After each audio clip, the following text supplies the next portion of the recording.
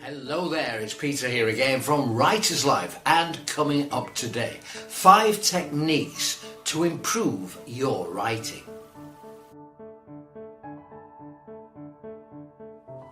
There are many ways that writers can work to improve themselves, and like any skill, understanding and experimenting with new techniques and practicing your writing will see you steadily get better. There are those that believe that writing is a natural talent, and it may be true that some do have a greater ability to imagine exciting and engaging characters and worlds, or have a wonderful way with words. However, if you apply yourself and try new things, there's no reason why you can't teach yourself how to be a great writer too. So, if you feel like you have reached a certain level in terms of your writing ability and want to improve it, these 5 tips will help you improve your writing. And tip number 1, brush up on grammar, spelling and punctuation. How much do you really know about grammar?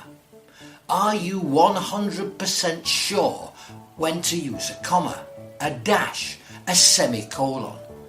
We were all taught the basics of grammar at school, but finding a writer with perfect grammar is very rare.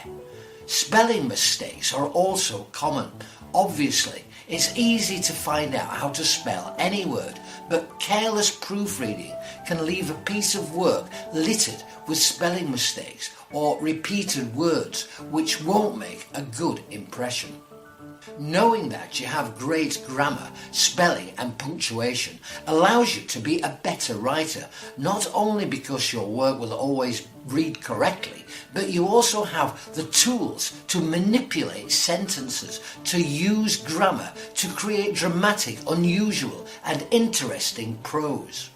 Authors such as John McGregor do this well. Tip number 2, read all the time. Reading not only gives us great ideas for stories, and no, we're not copying, but can also inspire us to try out different writing techniques. Read everything you can get your hands on and see what excites you. Try experimenting with different styles in your own work. Finding your voice as an author can be tough, but there's no reason why you can't have several voices. Novels are the writer's textbooks. Make sure you are always learning by always having a book by your side. And tip number 3, get rid of flowery prose.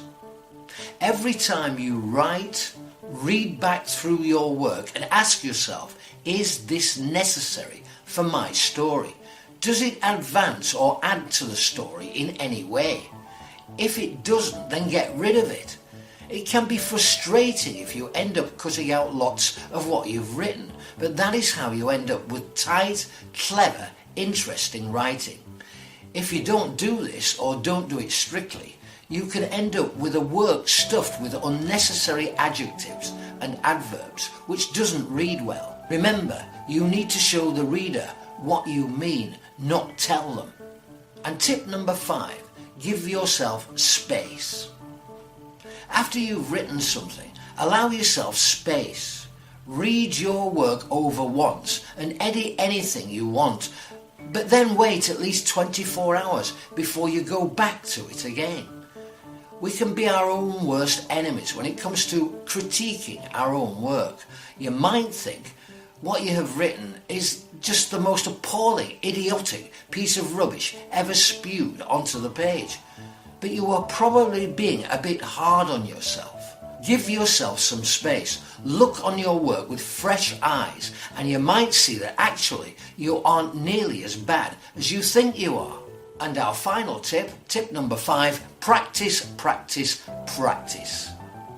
If you want to improve your writing, then you should write every day, no matter whether you feel like it or not.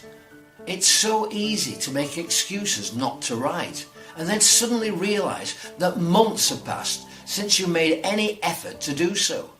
Just give yourself half an hour each day to sit down and write something, anything.